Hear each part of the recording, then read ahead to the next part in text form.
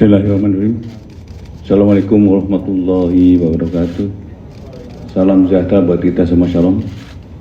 Teman-teman media yang saya hormati, hari ini saya kedatangan Kepala BPKP, Pak Ate, di mana BPKP akan menyampaikan hasil perhitungan kerugian negara atas BTS Fauji.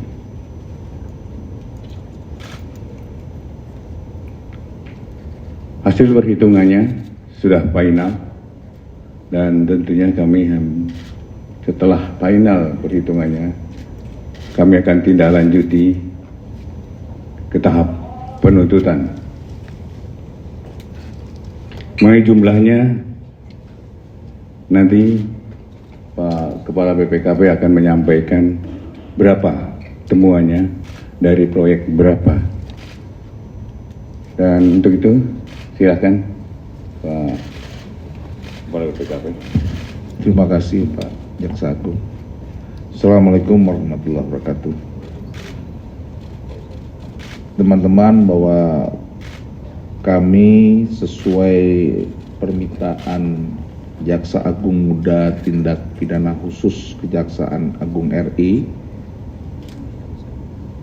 tahun 2022 yang lalu, tanggal 31 Oktober, telah diminta bantuannya untuk melakukan penghitungan kerugian keuangan negara dan bantuan keterangan ahli pada kasus dugaan tindak pidana korupsi penyediaan infrastruktur Base Transceiver Station atau BTS 4G dan infrastruktur pendukung pada paket 1, 2, 3, 4, dan 5 Badan Aksesibilitas Telekomunikasi dan Informasi atau BAKTI Kementerian Komunikasi dan Informatika tahun 2020 dan 2022.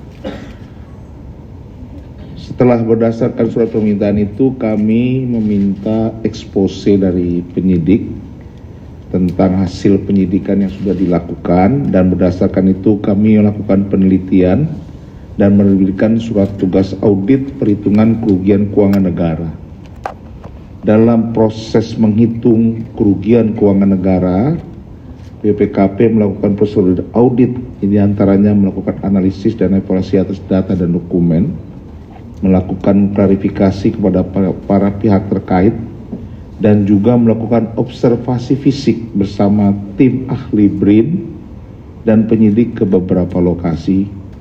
Selain itu juga mempelajari dan menggunakan pendapat ahli pengadaan barang dan jasa LKPP, ahli lingkungan dari IPB, dan ahli keuangan negara. Berdasarkan semua yang kami lakukan dan berdasarkan bukti yang kami peroleh, kami telah menyampaikan kepada Pak Jaksa Agung, kami menyimpulkan terdapat kerugian keuangan negara sebesar 8 triliun 32 miliar 84 juta 133 795. Kerugian keuangan negara tersebut terdiri dari 3 hal: biaya untuk kegiatan penyusunan kajian pendukung, markup harga, dan pembayaran BTS yang belum terbangun. Demikian yang bisa saya sampaikan Pak Jaksa Agung. Saya kembalikan kepada Pak Jaksa Agung. Terima kasih. Baik Pak Ketua Kepala BPKP. Teman-teman, seperti teman-teman ketahui bahwa kami telah menetapkan 5 tersangka atas kasus BTS ini. Yang pertama adalah AAL, kemudian GMS, GS, MA, dan IH. Saat ini penyidikan telah selesai dan kami akan serahkan tahap 2-nya kepada penuntut, Direktur Penuntutan. Dan selanjutnya akan segera kami limpahkan ke pengadilan. Itu informasi yang pertama, teman-teman. Kemudian ada beberapa hal nanti juga akan disampaikan oleh Pak Jampisus, kemudian teman-teman di Dirdik. Kami juga telah selesai melakukan masuk ke tahap penyidikan khusus. Ada 6 tersangka. Pertama perkara PT Graha Telkom Sigma periode 2017-2018. Kemudian yang kedua, penyidikan perkara tipikor program pengelolaan dana pensiun perusahaan pelabuhan dan pengerukan pada PT Pelindo. Yang ketiga, penyidikan perkara tindak pidana perkara korupsi fasilitas pembiayaan dari beberapa bank oleh Waskita dan Waskita Beton. Yang kelima adalah penyidikan tindak pidana korupsi pada pekerjaan pembangunan jalan tol Jakarta Cikampek ruas 2 Cikunir sampai dengan Karawang Barat. Saksi yang dilakukan atas perkara Waskita ini sebanyak 46 orang. Kemudian berikutnya adalah penyidikan perkara tipikor pada pengelolaan kegiatan usaha komoditas emas. Ini dalam pendalaman terus, mudah-mudahan kita dapat membuktikannya. Kemudian yang keenam adalah terkait rekapitulasi aset terpidana Beni Cokro. Pengembangan dari sita eksekusi ini, kita telah menyita 1.974 bidang tanah. Saya kira itu yang dapat kami sampaikan. Nanti silakan Jampisus ya akan menyampaikan, dan setelah itu ada masih nanti Dirdik sama Kapuspen yang akan menyampaikan lebih lengkapnya. Silakan Pak Jampisus. Terima kasih Pak. Jadi teman-teman semua, sesuai janji kita bahwa kita akan melakukan evaluasi pada forum Expus. Sebagaimana teman-teman semua ketahui bahwa ini akan kita lakukan waktu itu janji setelah Lebaran. Ini sudah kita lakukan evaluasi terhadap semua penanganan perkara. Seperti yang Pak Jaksa Agung sampaikan, dan semua ada progresnya. Kita tetap berupaya khusus untuk menyelesaikan sesuai dari target.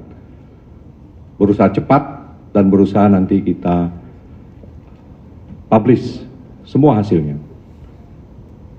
Termasuk perkara BTS ini. Ini sudah selesai dan tadi sudah disampaikan kerugian cukup besar, 8T lebih. Nanti akan lebih terbuka di persidangan tentunya. Di sana akan terbuka masing-masing peran para terdakwa. Kemudian siapa saja yang terlibat di situ. Jadi sesuai tadi yang Pak Jaksa Agung sampaikan, setelah ini nanti ada agenda. Nanti akan hadir Direktur Penyidikan dan Kapuspen. Silahkan teman-teman tanya semua, ya, tidak saja perkara BTS, tetapi semua penanganan yang kita sedang jalani, bagaimana perkembangannya, bagaimana target-target yang akan kita segera selesaikan, terutama perkara-perkara yang menarik perhatian masyarakat. Demikian dari saya. Terima kasih. Saya kira itu ya. Saya membuka 2 pertanyaan saja. Nanti habis itu kita akhiri karena Pak Jaksa Agung dengan Pak Kepala BPKP ada pemeriksaan dan ada rapat penting khusus terkait dengan pemeriksaan keuangan negara yang lain. Ya, silakan. Saya buka 2 pertanyaan. Kiri. Nama dari mana? Assalamualaikum warahmatullahi wabarakatuh. Terima kasih Pak. Saya Alan dari Fajar Indonesia Network, bin.co.id. Pertanyaannya satu terkait BTS Pak. Kan sampai sekarang sudah ditutup ya, sudah selesai.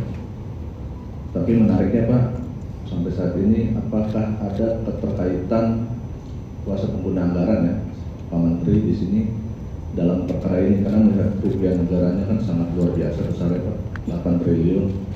Ada juga informasi yang menyebutkan bahwa per proyek itu ada permintaan 500 juta untuk Pak Menteri sebagai dana staf untuk staf-stafnya. Nah ini seperti apa Pak? Apa nanti misalkan muncul di pengadilan menjadi fakta persidangan, apakah akan ditindaklanjuti atau seperti apa? Terima kasih Pak. Lagi Ya, satu silakan. pertanyaan lagi. Ya, silakan. Dari CNN. Ya, saya Taufik dari cnnindonesia.com mau menyambung pertanyaan sebelumnya. Ada 2 pertanyaan. Yang pertama itu kan tadi Pak Jaksa Agung dan Kepala BPKP bilang bahwa hasil kerugiannya sudah bersifat final dan dari penyidikannya juga sudah diputus. Apakah berarti tidak ada kemungkinan akan ada penambahan tersangka baru dalam kasus Kominfo ini? Itu yang pertama. Yang kedua, 2 bulan yang lalu Pak Dirdik Jampitsus sempat berkata akan segera melakukan gelar eksposur untuk penentuan status terhadap Menkominfo dan adiknya dalam kasus Kominfo. Nah, apakah gelar perkara itu sudah dilakukan dan kalau sudah, apa hasilnya terhadap 2 orang Menkominfo dan adiknya itu? Saya kira cukup ya. Bapak silakan Bapak. Baik. Pertanyaan sama sebenarnya. Hampir mirip Pak. Yang pasti kalau nanti faktanya terbukti dan ada menyangkut ke beliau, kita tidak akan mendiamkan ini. Yang penting penyidik dan ada fakta, saya akan tindak lanjut ini. Kemudian yang kedua. Yang kedua, apakah ini merupakan hasil daripada ekspos Pak? Ya. Yang kita janjikan. Ini kemarin kan sudah ekspos, kemudian hari ini, sebenarnya kemarin kita mendapat hasil perhitungan kerugian negara dan kita akan dalami lagi dan kami akan tentukan. Ini bukan akhir ya, masih ada pendalaman lebih lanjut. Saya kira itu rekan-rekan media ya. Selanjutnya kita akan bergeser ke bawah karena ruangan ini akan dipakai untuk rekan-rekan BPKP dan Pak Jaksa Agung untuk melakukan rapat lanjutan seperti janji saya tadi. Silakan.